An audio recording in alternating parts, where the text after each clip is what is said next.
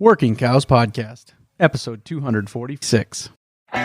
Welcome to the podcast that gives producers a platform to discuss and share paradigm-challenging practices. Practices that have increased the effectiveness of their operation and the joy that their families have received from this lifestyle.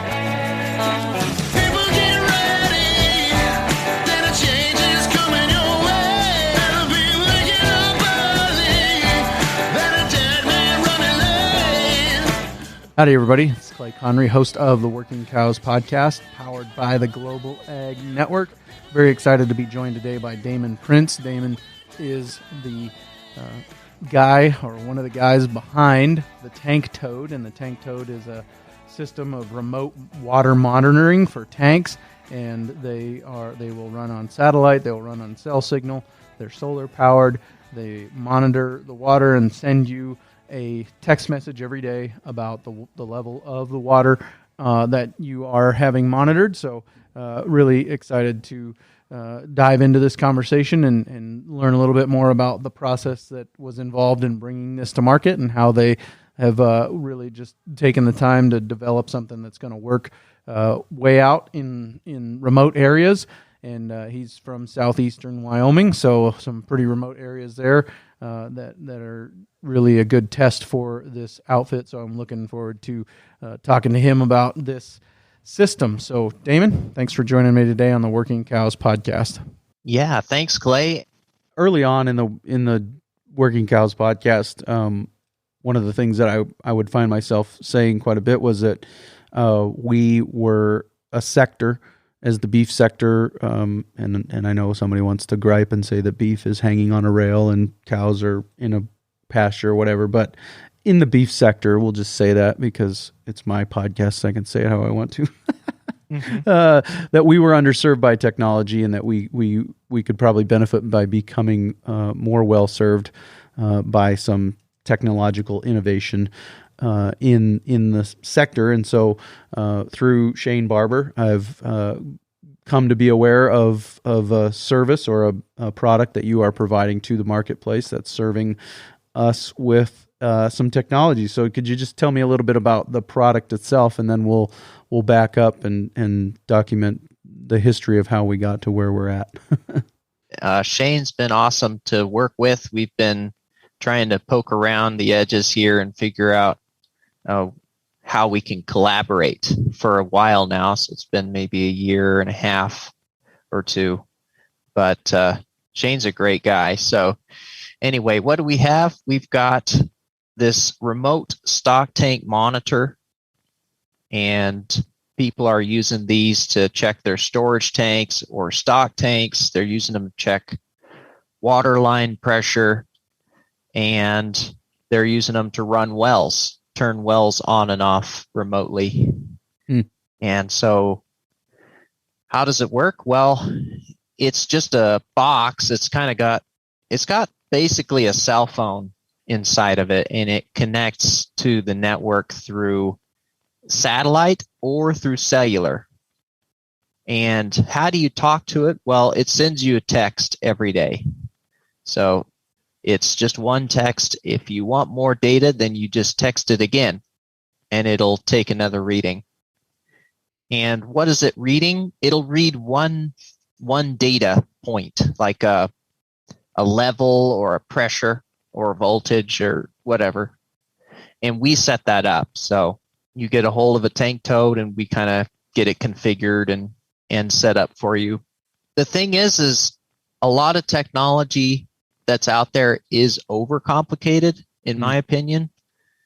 And so the big focus for this product has just been doing one thing really well and streamlining everything so you're not sitting there scratching your head. Why isn't this working? I don't understand what's going on. We've kind of eliminated the headache and frustration of using new technology. That being said, our product's pretty narrow scope, so it doesn't do everything. But that's kind of the work of the engineer. Would you agree? Is to simplify things to make them really good at what they're designed to do, rather than do everything. Yeah, exactly. And yeah. yeah, so kind of walk me through the journey. When did you first become aware of the fact that this was something that the market needed, and what were some of the initial iterations of this product like? Yeah, it was pretty funny. I came up to work on my family's farm in the last year of high school here in Albin, Wyoming, and we were doing cow-calf operations and haying. And so during that time, we get busy, and you need to go check the water in the tanks. We actually have tanks over in Nebraska, so it's maybe a 20-mile drive, and it takes some time to take off from the busy schedule. So Monty had this idea that, hey, let's build a device to check for us. And I'm kind of an engineer, inventor guy. I enjoy electronics and trying to figure those things out. And so I sat down to try and build something. And it took us a long time to get it perfected. The environment's really harsh. The signal quality is really poor. There's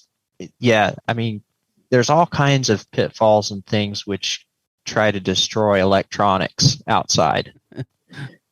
So what would have been some of the or what is the actual product? What's the way that it is overcoming some of those environmental concerns? What have you done to make sure that it survives long term outside? Number one is getting a good signal. And there's two networks out here. There's cellular, which is getting stronger and stronger, and there's satellite. And we're the first to make satellite really cheap and for this application. And it took a while to figure that out. We actually started using the 2G networks. And in that same year, the same year we had our first prototype with a 2G network, the 2G network got dropped. And we ended up having to redesign again. And so it's always been, we've always been trying to plan ahead for how can we get good signal quality. And now we have 4G, the long-term evolution or LTE networks. And so our designs are a lot more future-proof, if you will. And by that, we mean 5 years. Who knows? Maybe everything will be 5G and then we can't. Our devices will need to be swapped out. But yeah, signal is number one. So go ahead. I'm just going to keep asking some kind of clarifying questions as you go along here. So just bear with me interrupting. Yep. But so every time we go up a generation, I think that's what 1G, 2G, 3G, that's what they're referring to, right? Or generations. Every time we go up a generation, does it require more power to push that new generation out? Is that what's happening?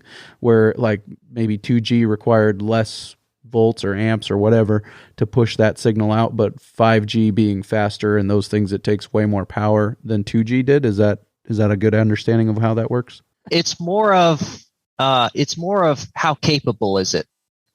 And 5G is actually a smarter way to encrypt or encode data on the airwaves. It's just more efficient. And they're just using the radio spectrum in a better way. But that means they change the protocol used. So they use the same frequencies and maybe they add a few more, but it's actually not necessarily more power. In fact, some of these 4G networks, these NB-IoT networks and whatnot, they're very simple and they don't need very much power. But you have to have the right modem to access them, and the modem has to know how to modulate a signal so that it can communicate properly with these new methods. Anyway, it gets into some really crazy kind of black magic as far as how much data they can pack into a radio wave. I remember It's amazing. I remember the first time I saw somebody post what 4G was going to be capable of compared to 3G, and one of the things they said was, "Yes, please bring it here now," with how much faster it was going to be. So it was pretty crazy back then, and that was probably 7 years ago before we had widespread 4G coverage here in Western South Dakota. So one of the problems with that is if you upgrade everything so fast, then you have to, the hardware guys are always playing catch up. We're just running behind the standard makers. And it's better, but then that means we have to update the firmware and stuff remotely because we're going to become obsolete, Right. So it just moves quickly. Yeah. Yep. And is satellite its own ball game, and that's a way of kind of avoiding that obsolescence, or is it playing some of the same games? It kind of is. A lot of times when a company puts up a satellite network, they've invested a lot of money into those satellites, and it's difficult to just change everything or update the hardware. They can't just walk out or drive out there with new equipment and change out the modems and the antennas and stuff. So generally that technology, they design it, they work really hard in getting it set up, and then it stays that way for a long time. And once they get a working version, there really aren't many updates. And so, but that being said, there's a lot of new satellite networks coming online. Elon Musk and SpaceX is making it cheaper for smaller competitors to come in. And so we might end up using some of those smaller networks when they become available. But for now, we use well-established networks like Iridium and networks like that. So, sure, gotcha. Well, if you remember where you were going when I interrupted you, you could pick up that train of thought. If not, I can ask another question. Yeah. So, what are the challenges of the environment? Well, number one is the signal, and number two is sensors. So sensors.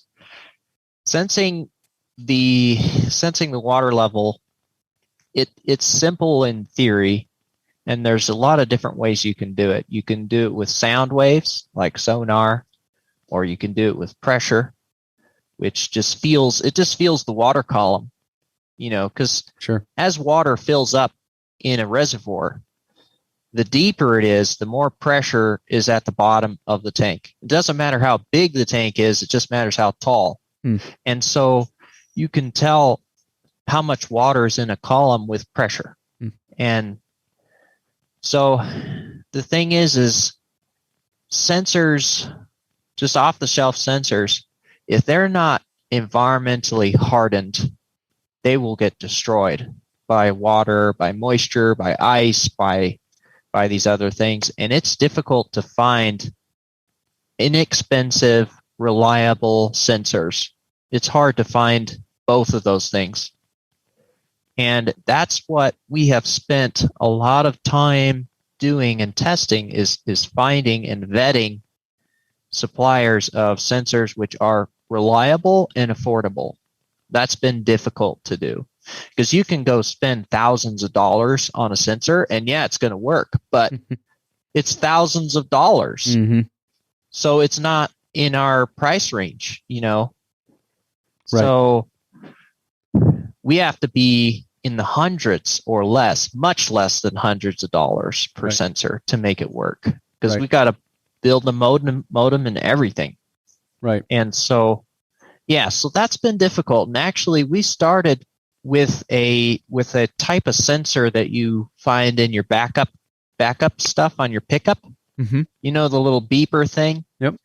We actually started with those, and those actually work really well. we have a few of those running for 3 or 4 years now, some of our early prototypes that are still just trucking along. But we ended up upgrading to a more sophisticated external sensor. It's a little bit tougher, and it's a little bit smarter. And so it can see the water a little better than our other version. And it can shoot a lot farther. It can go like 30 feet or something like that. So signal and sensors, and then I would imagine that part of it is the container, right? I mean, what this actual unit is in has to. I mean, it probably plays a role in the signal. It can get in the way of the signal if you make it too robust, but then it also needs to be sturdy enough to withstand being out in the elements. Did that take some time too, or was that a pretty simple fix? We did a lot of field testing with a lot of different boxes. Commercial off-the-shelf electrical boxes were pretty good. We did have to upgrade them a little bit. We did a lot of environmental testing. We'd spray this stuff for hours and hours to see if water would get in. And I can tell you what kind of glues you should use if you ever want to do stuff with plastic. There are some commercial off-the-shelf glues and epoxies and things which I would always use. One of them is goop. Goop is a tremendous sealant. It doesn't conduct electricity, and it sticks really well. Another one is JB Plastic Weld. That stuff works. It's the strongest epoxy. We've gone through and done mechanical testing on these different adhesives, and of all the plastic adhesives and epoxies out there, JB Plastic Weld is the best, hands down, for PVC, polyethylene, ABS, everything. So, but yeah, enclosure, I would say, what's the main function of the enclosure? That's one part of it. What is really the main issue? Protecting from animals.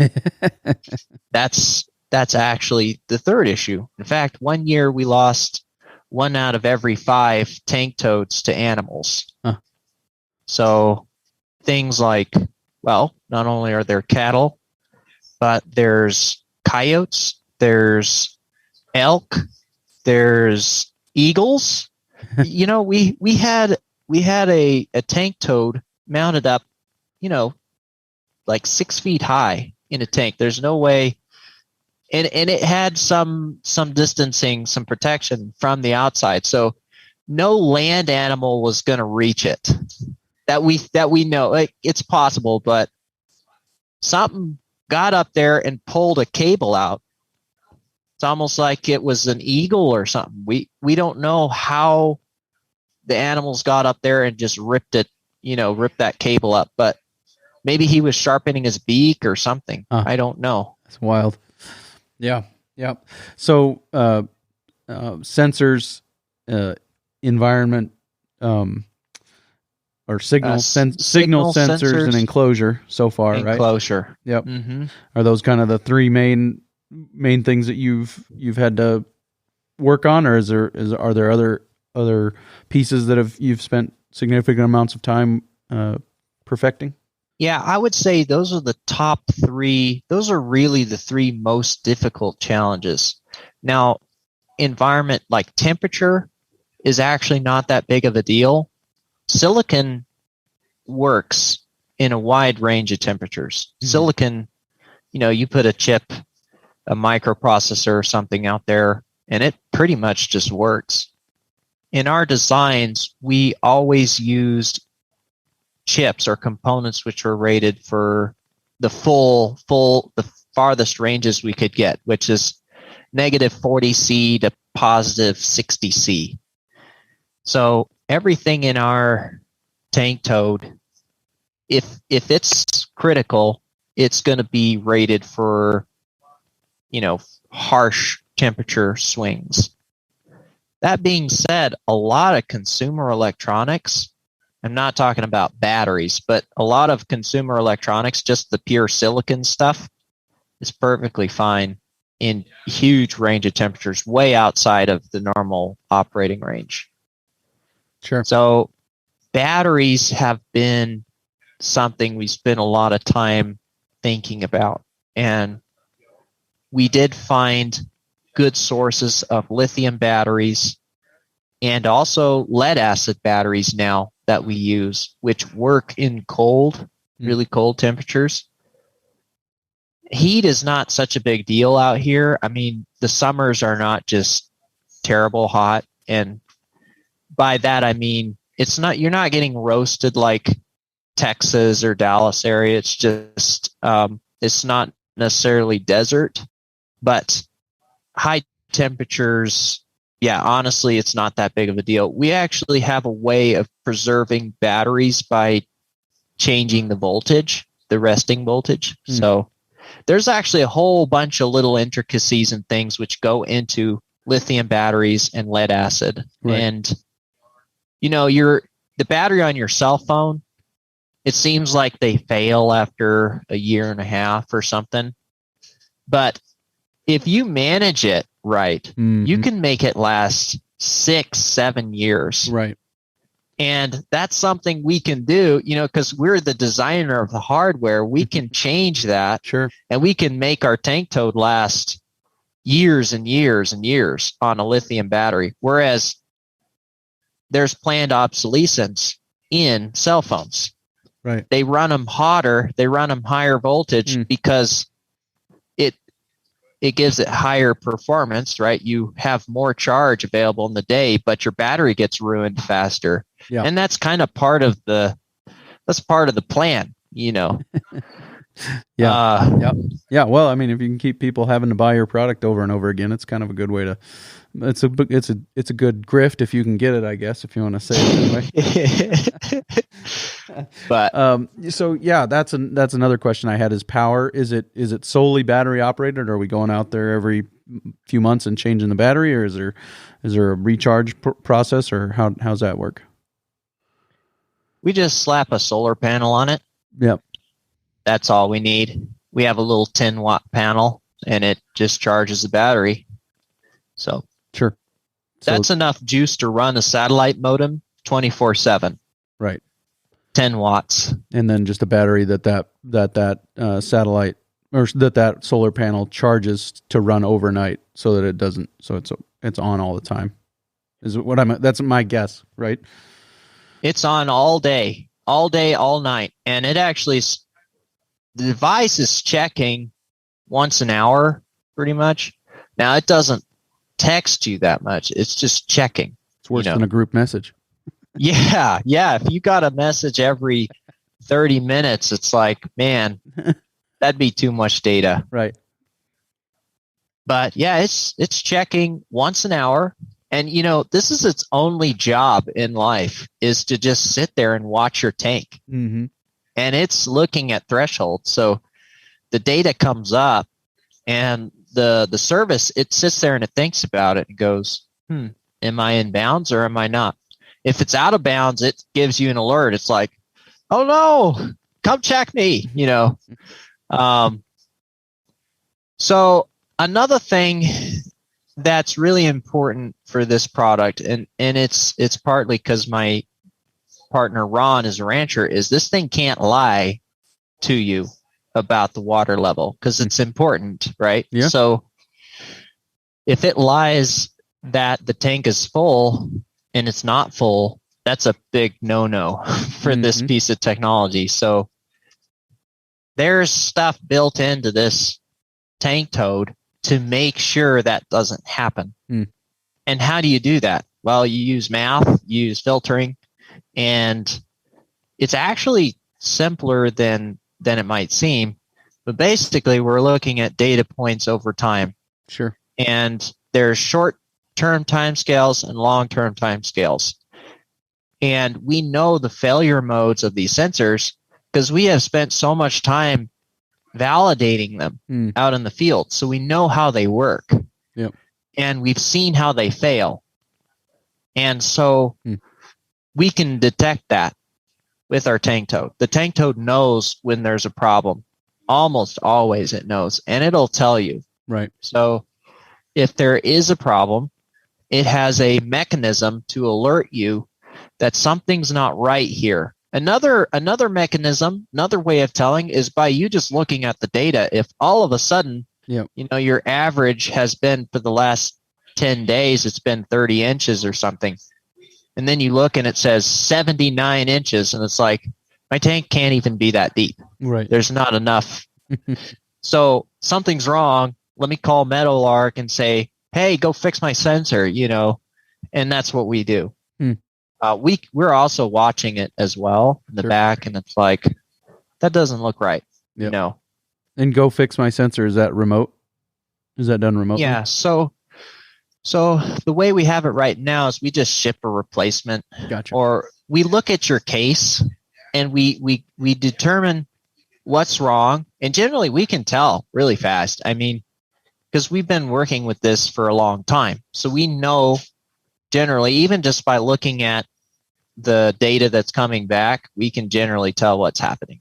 Sure. So more information you give us to the better. But I will say that the sensor failures are almost negligible. We have very, very few, but we do have things like a sensor getting cockeyed. Sure. Like it'll get cocked up. Yep. Or something will come and eat the line, chew the line off. So like actually, I just had one right here. I would show it to you. But yeah, my dad had one in on his tank and he didn't protect it well enough and the cable just got destroyed. Yeah, talk me through kind of the balance that you had to strike between getting through school. First of all, where did you go to school? Where was your schooling at? I went to Texas A&M University in College Station in Central Texas. And yeah, it was a fun project. It was a lot of work. I started from scratch. I didn't know what I was doing.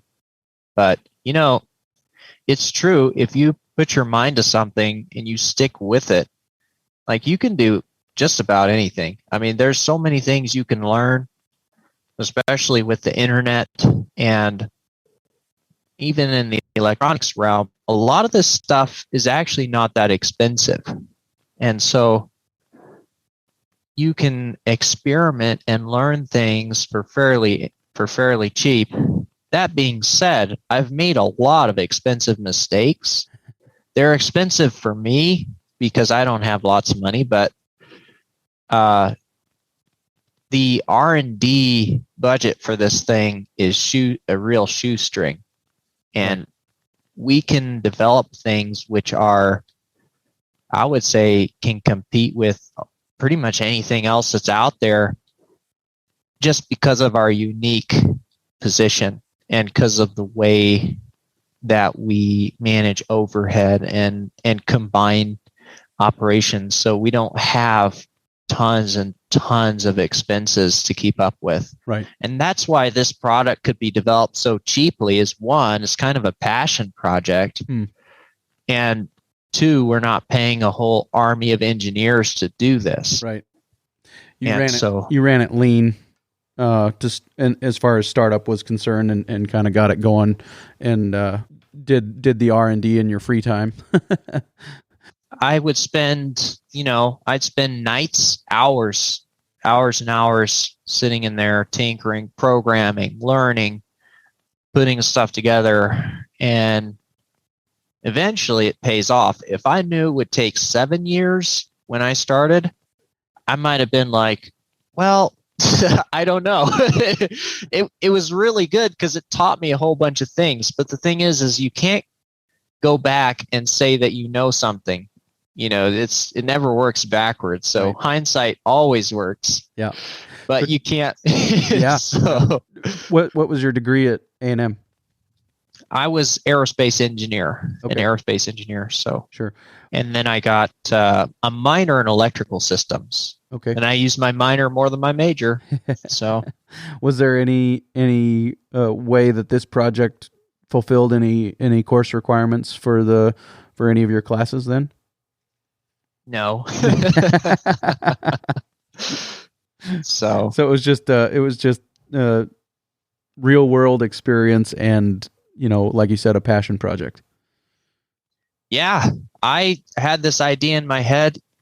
If I can get this going, the economics on it long term look way better than me working for somebody. And, honestly, I did a few internships, and I just remember coming home exhausted after an 8-hour day doing things for other people. And that isn't necessarily a bad thing. I know I had a lot of things I had to learn, attitude changes that had to happen. But at the same time, like, this doesn't feel like work, Yeah. Find something you love to do and you'll never work a day in your life, right? Yeah. Very cool. You can put in 16-hour day and it's no problem. Sure. No problem, So then do you have a couple of different iterations then? You have one that's a cell signal and one that's a satellite signal, and you just kind of you look at the coverage map and say, nope, cell's not going to work there. We'll send you the satellite. Is that how that works? Yeah, we just ask you, do you have cell service at your tank? If you do, and you're not going to move it, then you get a cell unit. If you don't have cell service, if your phone doesn't have cell service, then satellite's a better option. Sure. So, and is there it's a price difference between the two then, I would guess? The baseline, the hardware lease is the same for cell and satellite, but then the service is different. So satellite right now, before things change, it's $30 a month for satellite, and for cellular, it's $100 a year. So we can get a good deal on the NB-IoT network, the MVNO stuff, through it because we're using so little data. Sure. It's not like a full-blown cell phone. Yeah. Yeah. Very little data, and that's why we can do $100 a year. Huh. Wow. I guess some cell phone plans are $15 a month. Generally, that's 150. Yeah, 175, $175 a year. Yeah, so we can do better than that. Yeah. Yeah, that's a good information to know. So it's a lease. You don't buy the hardware outright. It's a lease, and then there's a monthly or a yearly transaction for the service or whatever. Is that how that works? I bought a phone I just bought a phone, and I was like, yeah, I'm going to put a case on this. I'm going to put tempered glass. I'm not going to buy the device protection. I'm not going to do that. I'm going to, I need this piece of equipment. I want to own it because it's mine. So I bought it, and I was using it, and I accidentally dropped it. And sure enough, the screen broke, and now I'm out of a phone for a week. Mm-hmm. And I was just thinking, man, it would have been worth it for me to have that service. And honestly, what do I really need? Do I need a phone, or do I need a way to communicate? If someone else can solve that problem for me, I guess I honestly should be willing to pay a little bit more to do it, because the headache of not having it was a lot more than what I would have spent, just trying to repair it. If I try to repair it myself, it's even more expensive. And I can repair phones, right. And but so would it be cheaper to pay somebody else to do it if you were getting paid by the hour to fix it yourself? Yeah. And that's what I'm thinking. This is kind of behind our philosophy for the pricing of the tank toad is you don't need a tank toad. You need a water management solution. You need a way to close the loop on checking tanks. You don't need to fiddle with electronics or mess around with settings or do anything like that. I know that some people do, and you have the option to do that with our service. But really, you just need someone who's going to look out for you and keep it going so you don't have to assume that responsibility. And that's why it works better as a lease, because we have a relationship now instead of it just being one and done. Sure. It's not just a trail camera where you have to diagnose everything. You have to fix it. You're in charge of the plan. You have to set up the APNs and stuff. And it's cheaper, yeah, but it's more headache. It's frustrating. There's nobody there that can solve your problem. And at that price point, they literally can't do anything for you, So yeah, they got all the money they wanted out of you on the sale of the device, and they're hoping to never talk to you again. Yeah. I mean, they literally can't afford to pick up the phone and talk to you for that price point. Yep. So then, talk to me. So then is it not, there is no upfront, so to speak, cost on the actual device? It's a lease, and does the lease include the data service, if that's the right way to talk about it? Yeah. So you just pay the lease up front. You buy some satellite credits, or you buy the cell connection service. We just build out once per year at the start of the season. So, and that's just how it works. There are some little caveats to that. One is, if you mount it, then you're responsible for what happens to it, and we don't have insurance on it. That being said, I think the smartest insurance is use your talents as a farmer and figure out a way to mount this so it doesn't get destroyed by cattle. Yep. That's really important, and pretty much everybody can figure that out. That being said, stuff does happen, and we kind of work with people on a case by case basis. Sure. So Yep. Depends on what happened. Did you really try to protect it? If you did, then yeah. Was this just completely out of the blue, or is this like, yeah, you shouldn't have done that? So, yeah. Sure. Anyway, Sure. we like working with people. We like working with people directly and having that kind of relationship. And I would rather do that than try to go through a lot of distributors. The other thing is it's cheaper. If we can just go straight to people, you don't have all the middlemen. Sure. Everybody's got to take their cut. Yeah. And so it's cheaper for the customer. I know if I was the customer, that's what I would prefer. I would rather just go straight to the guys that make it. They're most knowledgeable. If I have a problem, I just talk to them. They give me the best price right up front. Simple, right? So yeah. I know it can't always work that way. And I know there's other ways of working things, but that's just me and my ideal self. So sure. So then kind of talk about, we mentioned earlier, kind of the partnership with Shane Barber at Barber Industries. And I think the product name is maybe the SD1, his storage drinker, I think maybe is what that stands for. Also South Dakota, but SD1 storage drinker, and he's got a few different iterations of that, and you guys are mounting the tank toad kind of in there, and I'm sure all that is kind of done in a proprietary way where it's protected because it's designed to hold that unit and protect it and be useful as far as that application. Is that kind of how that is working out? Yeah, what we're thinking is, you put a tank toad on one of those portable tanks, and then you just move everything together, and it's a complete watering system. Right. You plug and play. If something happens, the tank toad starts crying at you. It starts ribbiting. That's it. Yeah. So yeah, it starts croaking.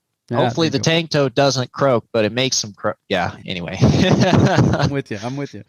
Yeah. So yeah, that seems like a natural fit, and yeah, it's good stuff. Is if somebody's not going the Barber Industries route, but they're interested in the tank toad itself, where would we send them to get more information? Tanktoad.com. Very good. Very simple. Just tanktoad.com, or my number 801-252-6135. Gotcha. Or info@tanktoad.com is an email. So I did also want to say that one more challenge, which has been really quite interesting this last little while, is the back end, all the magic in the cloud, which has to take place to connect you to the data in a really seemingly effortless way. A lot of that stuff has been done by a guy that I met through Upwork online, who actually lives in Ukraine right now. And he's a native Ukrainian, a really talented programmer. And it's been really interesting to work with him and to kind of design the architecture, all of the back end stuff. And he's implemented it, and he's done a great job. But as you can imagine, right now is really difficult time. And so we've just kind of been trying to take it a day at a time. We can't really, I don't expect him to develop while there are bombs and things blowing up outside. Right. But he does, he's doing some work. They're kind of sort of stuck at home in a way. Sure. And so they do have some time to do things, and life still moves on. But it's just kind of, it's more real when you have met someone. And actually in August, I went over there and visited. Wow. On kind of, we went on a bit of we were building a building for some of the sister ministers over there. And then I met him, who he's not related to the church, but he took me around along with my dad and cousin, and we went and saw the mountains, and we saw the local Ukrainian cities, and it's a modern European nation. I mean, they have their cities are clean, and their houses look good, and the people are productive. I don't know. You just get this vibe that it's like a rising nation, and they're only 35 years old. Right. The whole country, brand new, coming out of the influence of communism or under that control. And now they're just getting the tar beat out of them by the same old people that used to control them. And so actually they're doing really well militarily. But that being said, for just the everyday experience, it's just kind of wearisome. Yeah. So my call to ministry was facilitated through a mission trip to Ukraine in 2000. Oh, really? Yep. And then my youth pastor who took us on that trip ended up moving to Ukraine for 15 years to train other youth pastors. And, one of the guys that discipled me early on in my relationship with Jesus has been over there for the last 10 years teaching students in the missionary school there, teaching upper level math and science classes, and working on becoming a higher up, maybe principal. I think he was principal maybe of that school, and then also was working on a master's degree so he could be in line to be the headmaster of that school. So, and I actually went back over there in 2013 and spoke at a youth retreat. So, yeah, definitely, I can verify everything you're saying about Ukraine, and it was coming online and kind of economically doing pretty well. When we were there in 2000, of course, that was only 9 years after the fall of communism. It was more evident when you left Kiev that you were outside of Kiev, and that sounds weird, but what I'm saying is that it was very, very advanced in Kiev, city of 3 million people, and then when you got outside of Kiev, it was subsistence farming for the most part, and then some cities here and there. And I think that as things progressed, they were getting more advanced outside of Kiev as well. And so, I hear what you're saying, and pray for Ukraine, pray for the people, and specifically for this individual who's working for Tank Code, since we've got a connection to him. So, yeah. I appreciate that. Any other major things? I mean, I think we kind of scratched the surface on the history of Tank Toad, but talk about a little bit of the functionality kind of the startup process, some of those things, maybe to give people a picture of what it looks like to get this deployed on their tanks. And then another thing is, you mentioned seasons. Is this kind of something that typically people will turn on during the summer, turn off during the winter? Is that how that typically works as far as you guys are concerned? Yep. You lease it, you get it for a year. If you want to shut it off, you can. If it's satellite, obviously you don't need to pay for the months you're not using. So use as few or as many months as you want. Cellular, you can shut it off so it quits bothering you, but it actually doesn't need to be shut off. Right. It can just run. Sure. So, and yeah, just talk to me a little bit about that onboarding process and deployment. What's that look like? So you can look at our website. If you want to get one, you can call us or email us. Just tell us what you want, and we pretty much just ship it to you with the bill. And we can talk to you and figure out what you need for your specific application, what ideas you have. And we are doing the well controller stuff, but we kind of need to be there. So we're prefer to reach out to people within, 200 or 300 miles of our little corner. But it's been really useful, and pretty much you just need to talk to us and we'll get you set up with whatever you're thinking, and we'll tell you the prices and what it does and what the expectations are. So brands that I recognize just from your customers list are the Padlock Ranch, Derek Schwanebeck, Askin Land and Livestock. So, and you've got everything on there. Appreciate the new technology startup ethos as far as service and kind of answering everybody's questions up front on the website and getting there. So we'll definitely put in the show notes page for today a link to the Tank Toad website, and people can go there and check it out. And like I said, when we set out, we didn't have an outline necessarily, but I think we covered some profitable, helpful territory as far as communicating what you guys have been through to make sure this works. But anything we missed, anything you really wanted to make sure we covered? No, that's a big chunk of your time today, Clay. So thanks for getting us on air. Hopefully it'll be useful to somebody. That's why we're here is it's really useful for Monty and Ron. And we didn't really talk much about kind of the evolution of how it's being used here.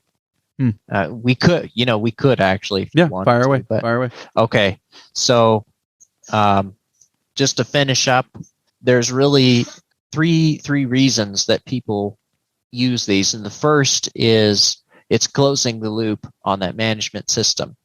So it lets you use your labor and your hired help, or your labor, your vehicles, and your time more efficiently. So that's the easy, upfront selling point. Where it really paid off is the fact that now that you trust the water supply, you can push more cows. And because you're usually limited by the water, not necessarily the land. As long as the fence is intact, that's your limiting point, is the water. And you need to know if you need to go get some water out there or fire up a generator or something to get the well running, because that's time critical. Everything else is, you got a little more time to deal with it. Right. Sure. So it's higher density. And the other thing is, it's that it gives you more options farther away. So now you don't necessarily have to make that trip every other day or every day now.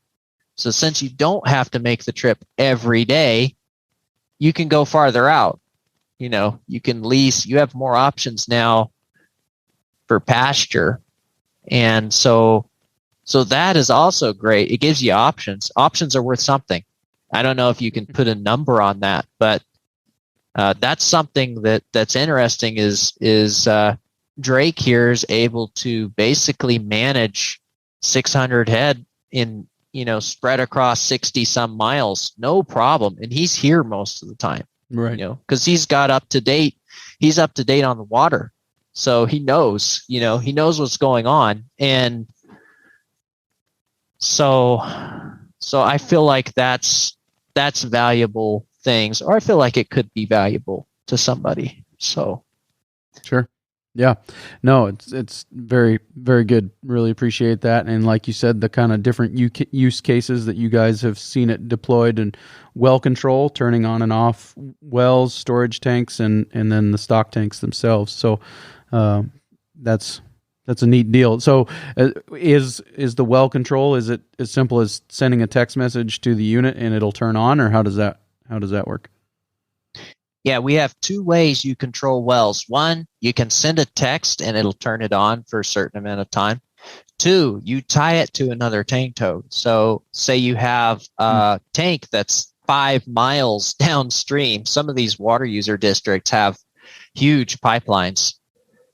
And they don't have a way to tie the tank level to the well. So they're like driving around all the time and checking levels, and it's just overflowing. And they're just running water all day. Well, this thing, you can tie the tank toads together through the internet, and the one will control the other one, and you set the thresholds however you want. And so that's something that we're looking forward to pushing out there, especially for water user districts who have those super long pipelines. And that's something that nobody else can do right now. That's something that, as far as I'm aware, there is no non-direct line of sight, link. Since these are linked through the satellite or cellular networks, they could be on the other side of the world and they would still control each other. Not that that's useful, but they don't need to be line of sight, Yeah. So sure. No, that's really, really good. And really helpful.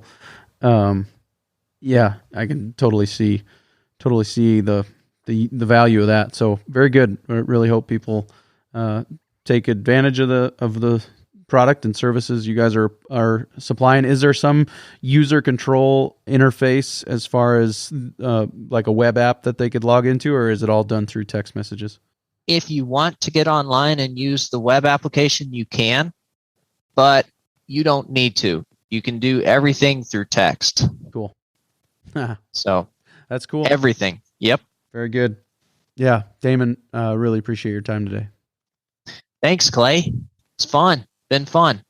Very good stuff there with Damon. Really appreciate his just ability to communicate what they've got going on and what they've been through to make sure that it's working, and encourage you to check that out. Check out the show notes page for today, workingcows.net/246 for more information about that, links to everything that they've got going on, and the partnership with Barber Industries and their storage drinker waters and those things. And be on the lookout in our social channels for some updates of those tanks and how they work and how they get deployed. So look forward to sharing that with you in the very near future. Looking forward to next week. Going to talk to Sam Newell, a young ranch manager down in Florida, and very good head on his shoulders about managing people, a guest recommended by Luke Perman. And as you have, maybe if you've been a long time listener, know Luke's guest recommendations are pretty highly regarded around here. So look forward to sharing that conversation with Sam about managing people with you, coming your way real soon on the Working Cows podcast. Also, really looking forward to episode 250. Got some pretty neat stuff in the works. Been getting some feedback and hearing back from some people. So I think it's going to come together. But looking forward to episode 250. Lord willing, coming your way just a little bit over a month from now. And really been a great journey that I've been on here and this community that's formed around this podcast, and getting to hear back from you guys and hear about how you're learning, and I want you to know I'm learning right along with you. So just been a real good learning experience and journey, and really looking forward to the next 250 episodes, Lord willing. But been good, and been looking forward to this idea kind of planted in my mind by Steve Campbell of how to approach this, and kind of putting a different spin on it, but still basically the same idea as far as what episode 250 is going to be. But you'll just have to wait to find out what that's going to be coming your way in about a month or so. So Thanks again for all the feedback, all the support. Really appreciate it. And we'll see you again real soon with another episode of the Working Cows Podcast. We invite you to visit workingcows.net to subscribe to the show via iTunes or Stitcher. You'll also find detailed show notes pages, resources from our guests, and the industry leaders who have influenced them. For more ideas on putting your cows to work for you in a more profitable way, tune in next week.